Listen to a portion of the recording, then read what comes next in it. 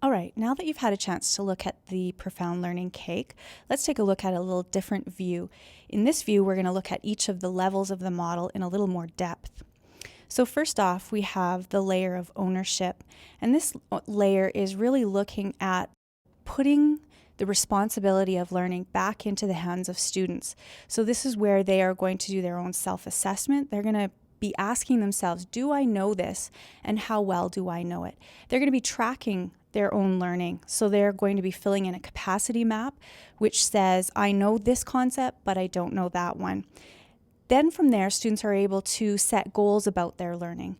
If they know what they know and what they don't know, then they're able to say, I need to set a goal for this so that I can improve it. And all of this is bringing about empowerment and choice to students. This second layer of the cake is on mastery.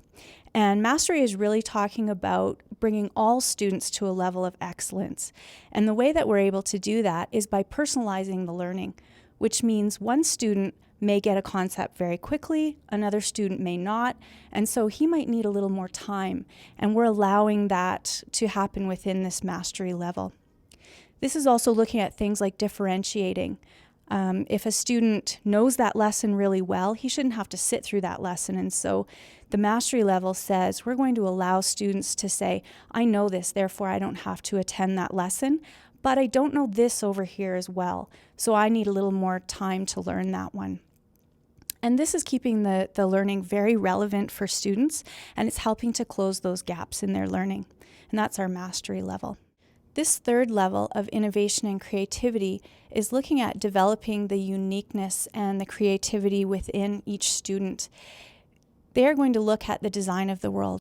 What could we improve? And then using that whole world of design idea to say, what is it in design that can help us design a better world for ourselves? And so this is what we're encouraging for our students within this level of innovation and creativity.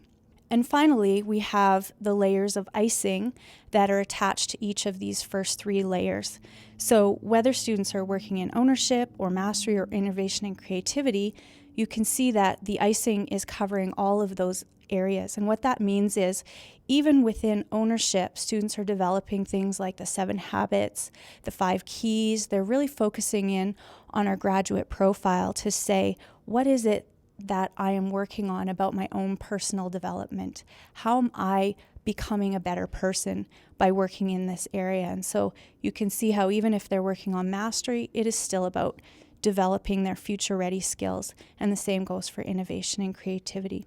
So there's a more in-depth look at each of the layers.